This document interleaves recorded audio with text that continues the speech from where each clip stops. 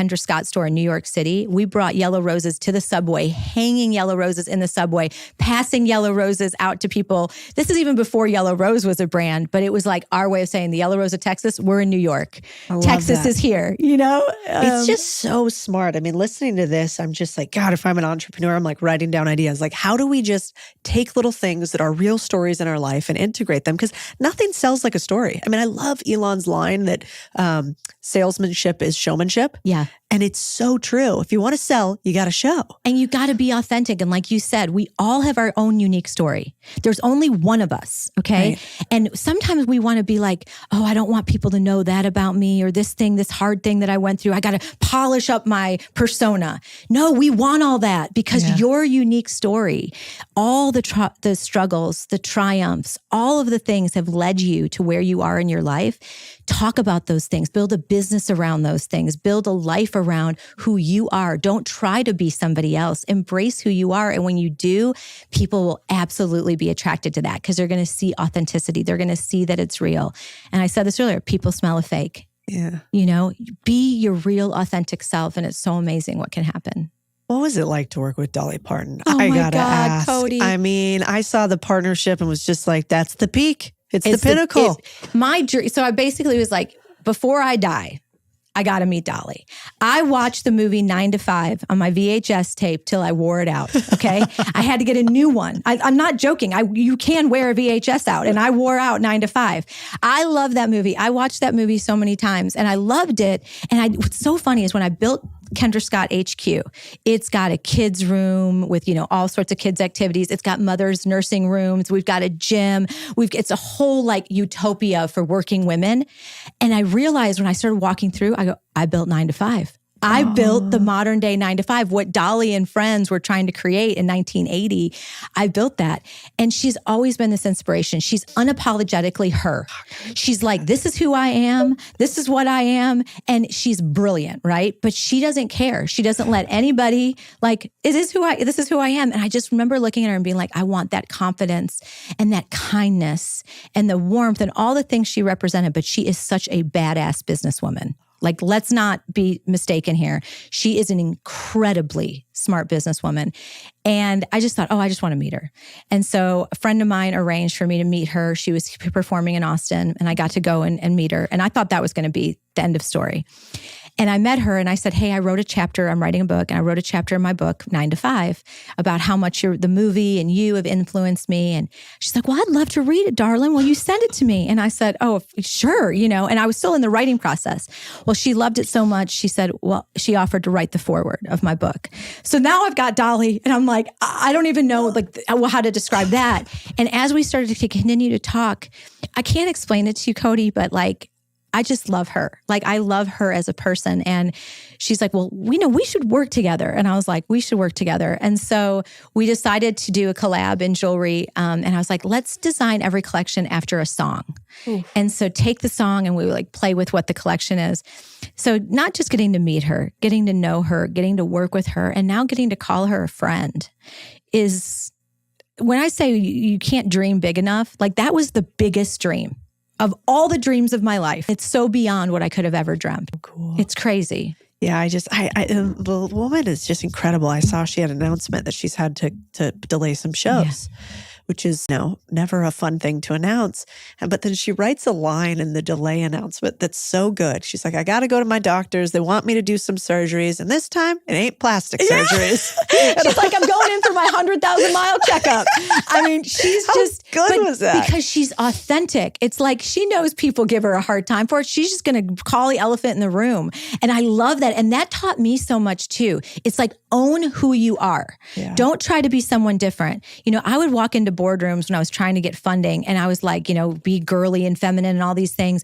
And I thought, well, maybe that's why they're not investing in me. So I thought, I better dress like a man. So I wore a gray pantsuit and, tried to be more businessy or whatever. Yeah. Well, that didn't work either.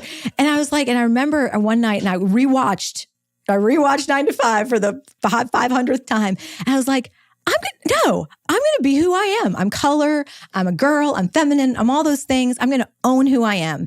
And if people want to invest in me, they're going to invest in me. If they don't, well, good riddance, But that all came from trailblazers like her who really forged a path for women like you and I to be authentically ourselves and to not apologize for who we are. No, and I'm still not at her level. I mean, my mom thinks I'm pretty authentically myself. I'm like, no, I still get scared all the time, you know, and I'll put something out there and then I'll question it. Yeah. It seems a constant struggle, but you maybe have that's the game. You have to go see her musical. Because it is her story that she wrote, and it's so many things in it that you would be surprised that you don't know about Dolly, and how hard media was on her, and how many people. I mean, right now you think about it, no one would say anything bad about Dolly. She's the living legend. But in the 70s, 80s, I mean, people were brutal, and she was coming up in a man's world, and the things that she was up against. It really was so powerful to watch it and see it in her words, how she put together that musical. Well, I'm glad you're getting on social more, because I know that really, like, obviously all your brands were on social for a long time. And, now you have the book and you've been on Shark Tank and you're out there more. But, there really just aren't that many examples of women who have built billion-dollar companies and especially done it with like a feminine flair, dare I say, and especially done it without third-party funding, and especially done it not coming from money. I mean, there's like a lot of and. And so it's really cool. And I'm excited for you to keep sharing, especially because you're kind of busy. I don't know if anybody's told you, but it is a hard thing for me, to be really honest. Like, it's hard to kind of put yourself out there sometimes, and I think as I look at, my life and what I'm doing, it is what you just talked about. It's like, if I can inspire one girl to look at me and go, okay, it doesn't matter where you come from. It doesn't matter how many times people tell you can't do something. It doesn't matter if you don't have a college degree. All these things, if I can give one little girl hope that she can be anything she wants to be, that she can do anything she sets her mind to, then it's worth doing it. And the other cool thing is, like, you have a talisman too for them because you have the jewelry. So it's like, if they get to really connect with Kendra the human and then get to wear your physical representation, that's pretty special. Yeah. Not that many people get it. It still blows my mind when I walk around places or go through an airport and I see just multi-generations, like moms, daughters, like all ages wearing my jewelry. And I literally go up to people and I'm like, oh my God, thank you so much. Or you look beautiful in your jewelry. And sometimes I don't know, like, who's this crazy woman coming up to me, like complimenting me? It's still like, wow to me. Like it never gets old. And I think, for those founders out there that are in that place where they're in their extra bedroom or they're shipping off their dining room table like I did, you're always grateful. Like, those moments will never leave you, but they're such great gifts that you're going through these moments. One of my friends came by, and I remember when we had that store and we had the offices above and we had like a little room where we were doing our shipping and receiving. And I had like pegboards of like all the jewelry. And he came in and he goes, wow, he's like, this is the night before. He goes, you need to take pictures, Kendra. And I'm in the middle of it, just like, what are you talking about? And it's my friend Cameron Harold. And he's like, this is the night before. You're going to want to remember this because your business is about to blow up and you're going to want to remember what this was like. And I was like, he saw it, but I was so in it that I couldn't see it. And I love that analogy, the night before, because so many times we're so in it. We're just surviving. Like, I got to get this order out. I got to get this thing out, that we forget to think about where we're going and take that moment to just step back and be like, hey, this could be the night before something really amazing.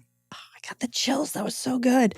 I read this line the other day that was like, the real flex in entrepreneurship isn't the Rolex or the car. It's the 100 families that it was that when you walk in the office, the 100 people in there represent 100 families that get fed because of the work that you do. Isn't that amazing? And it's a huge, and it is like, I mean, I've got, 3,000 plus employees. That's 3,000 plus families. Also, all the nonprofits that we work with. I mean, Kendra Scott Foundation is such a huge part of what we do. And we work with so many local nonprofits. There's so much that we're doing. And it's such a huge responsibility, but it's like, okay, everything you do every day, every decision you make infects all of those people. And you've got to be so thoughtful about what that is and how you go about how you walk in the world. I heard that your favorite vehicle is actually a John Deere tractor. Is that true? Yes. I told you I knew some things. How do you know that? Can't give away my secrets. Well, I have posted me driving my tractor. I love that thing, man. I'll tell you what. I mean, it's the farmer in me. My mom's side of the family were farmers and coal miners. And I used to go to the farm in Southern Illinois in the summers, and I'd ride on the combines with my uncles. And I just love getting my hands dirty. I love being at the ranch. I love mowing. Mowing is my favorite pastime.